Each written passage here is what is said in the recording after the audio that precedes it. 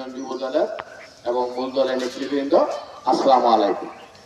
আমি আসছি মূলত একটু সাংগঠনিক বক্তব্য দেওয়ার জন্য। যে সংগঠন যদি সুসংগঠিত না হয় তাহলে রাজনীতি অথবা নির্বাচন কোনোটাই সম্ভব না। সারা বাংলাদেশে বিএনপি নামক একটা দল, কোটি কোটি সমর্থক, লক্ষ লক্ষ নেতা কর্মী, গুটি কয়েক হলো স্থায়ী কমিটির মেম্বার। এই গুটি কয়েক স্থায়ী কমিটির মেম্বার দ্বারাই দেশটা সংগঠনটা পরিচালিত হয়। আর সেই সুবাদে ওয়ার্ড থেকে শুরু করে কেন্দ্র পর্যন্ত ওয়ার্ডের যে নেতৃবৃন্দরা আছেন তারাই ওয়ার্ডটা পরিচালনা করবেন।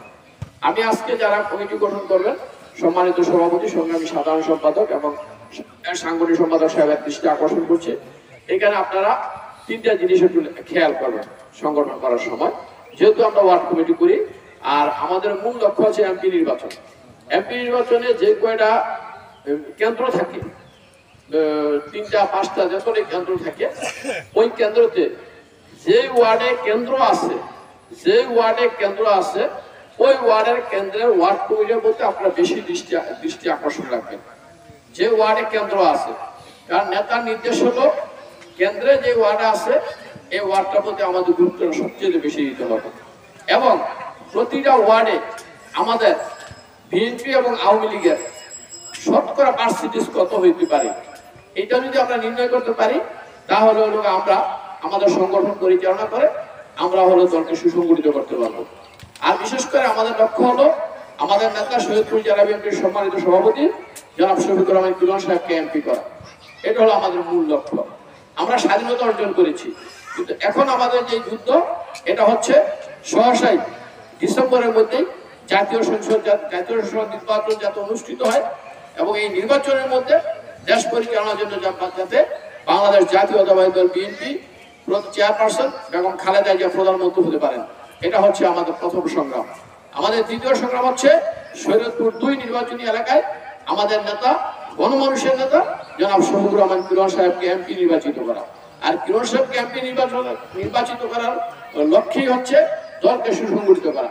যেহেতু শরীয়তপুর নড়িয়া এবং সখীপুর নিয়ে শরীয়তপুর 2 নির্বাচনী এলাকা, আর এই এলাকার গণমানুষের নেতা, কর্মী বান্ধব নেতা হচ্ছেন শফিকুর রহমান কিরণ সাহেব।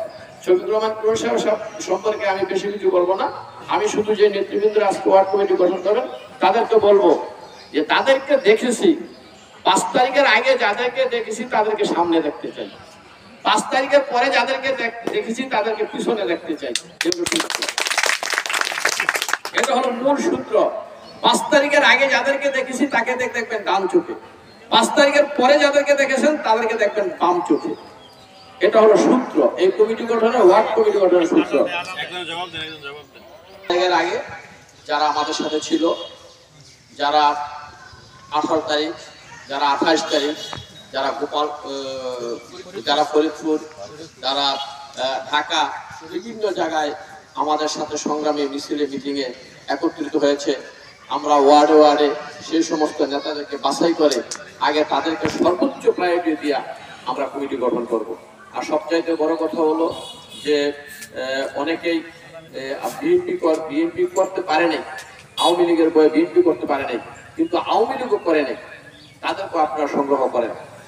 যারা আওয়ামী লীগের নির্বাচনে প্রচারণা করেছে, আওয়ামী লীগের কোনো নেতার সাথে নির্বাচনী প্রচারণায় অংশগ্রহণ করেছে, এই ধরনের ছবি যদি থাকে বা আওয়ামী লীগের সাথে সংযোগের কোনো ছবি যদি থাকে তাদেরকে আপনার কমিটিতে না আনার জন্য আমি অনুরোধ করছি। কারণ তাহলে আপনারাও বিতর্কিত হবেন, আমরা যারা থানা কমিটিতে নেতৃত্ব দিই আমরাও বিতর্কিত হবো, আমাদের নেতাও বিতর্কিত হবে। এই জিনিসটা একটু আপনারা খুব দৃষ্টি দিয়ে দেখবেন।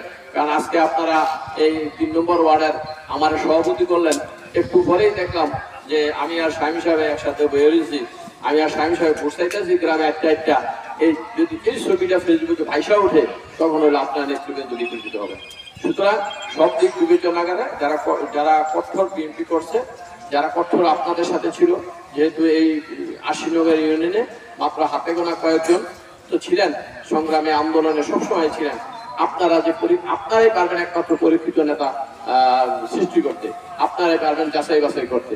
আপনারা যাচাই বাছাই করেন নেতৃবৃন্দ যারা আছেন, এবং বিশেষ করে যেহেতু সৈয়দপুর থানা যুব দলের সংগ্রামী যুগ্ম সাধারণ সম্পাদকের বাড়ি 80 নগরে, ওনার সাথে পরামর্শ করে যাদেরকে মিয়া কমিটি গঠন করলে আগামী নির্বাচনে আমরা কামিয়াব হওয়ার জন্য শত শত লোক দরকার না, দুটুকু এক সাংগঠনিক লোক নিয়ে একটা সংগঠন ভালোভাবে চালানো যায়। সুতরাং সেইভাবে আমাদের কেন্দ্র বিবেচনা করে যে কেন্দ্রে ওয়ার্ড থেকে ওই ওয়ার্ডগুলোকে গুরুত্ব দিয়ে এরপরে আমাদের কমিটিটা করতে হবে। আপনারা সবাইকে কিছুক্ষণের জন্য বিরক্ত করার জন্য